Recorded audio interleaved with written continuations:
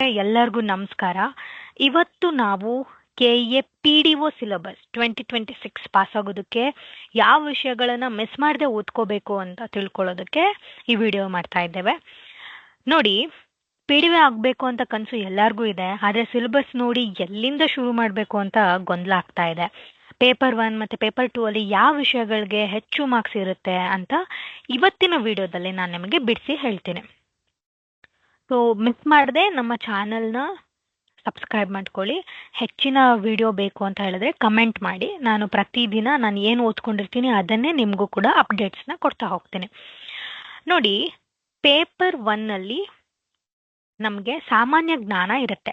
So ಇಲ್ಲಿ ಈ general knowledge ಏನಿರುತ್ತೆ, ಈ ಪೇಪರ್ 1 ಕನ್ನಡ ಇಂಗ್ಲಿಷ್ ಕೂಡ ಇರುತ್ತೆ. ಸೊ GK ಜೊತೆಗೆ ಜನರಲ್ ಇಂಗ್ಲಿಷ್ ಜನರಲ್ ಕನ್ನಡ ಇರುತ್ತೆ. ಸೊ GK ಅಲ್ಲಿ ಯಾವ್ಯಾವ ಟಾಪಿಕ್ಸ್ ಬೇಕು ಅಂತ ಮುಂದಿನ ವಿಡಿಯೋದಲ್ಲಿ ನಾನು ಕಂಪ್ಲೀಟಾಗಿ ವಿಷಯವನ್ನು ನಿಮ್ಮ ಮುಂದೆ ಪ್ರಸ್ತಾಪ ಮಾಡ್ತೇನೆ.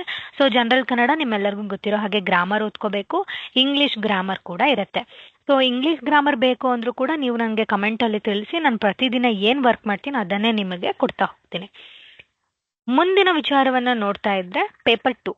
ಸೊ ಇದು ನಮ್ಮ ಯಶಸ್ಸನ್ನು ನಿರ್ಧರಿಸುವಂಥ ಪೇಪರ್. ಸೊ ಕರ್ನಾಟಕ ಪಂಚಾಯತ್ ರಾಜ್ ಅಧಿನಿಯಮ 1993 ಬಗ್ಗೆ ಆಳವಾಗಿ ಓದ್ಕೋಬೇಕಾಗತ್ತೆ. ಸೊ ಗ್ರಾಮೀಣಾಭಿವೃದ್ಧಿ ಯೋಜನೆಗಳ ಬಗ್ಗೆ ಇಲ್ಲಿ ಹೆಚ್ಚಿನ ಪ್ರಶ್ನೆಗಳು ಬರ್ತಾ ಹೋಗುತ್ತೆ.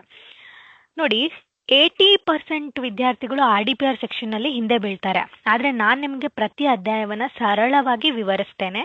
ಸೊ ಅಫಿಷಿಯಲ್ ನೋಟಿಫಿಕೇಶನ್ PDF ಅನ್ನು ಡಿಸ್ಕ್ರಿಪ್ಷನ್ನಲ್ಲಿ ನಿಮಗೆ ಅಪ್ಲೋಡ್ ಕೂಡ ಮಾಡ್ತೇನೆ. ಅದನ್ನು ಡೌನ್ಲೋಡ್ ಮಾಡ್ಕೊಳ್ಳಿ. ಅದಾದಮೇಲೆ ಓದೋದಕ್ಕೆ ಹೇಗೆ ತಯಾರಿ ಮಾಡ್ಕೋಬೇಕು ಅಂತ ನಾನು ನಿಮಗೆ ಹೆಲ್ಪ್ ಮಾಡ್ತಾ ಹೋಗ್ತೇನೆ. ಇನ್ನೇನು ನೋಟಿಫಿಕೇಶನ್ ಆಗೋದ್ರಲ್ಲಿದೆ.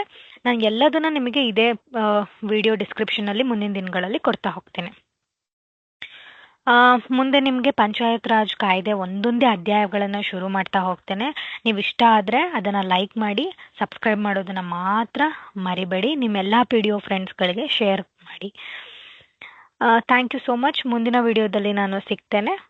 ನೋಟಿಫಿಕೇಷನನ್ನು ಗೂಗಲ್ ಡ್ರೈವಿಂದ ನಾನು ನಿಮಗೆ ಅಪ್ಲೋಡ್ ಮಾಡಿಕೊಡ್ತೇನೆ. Thank you so much.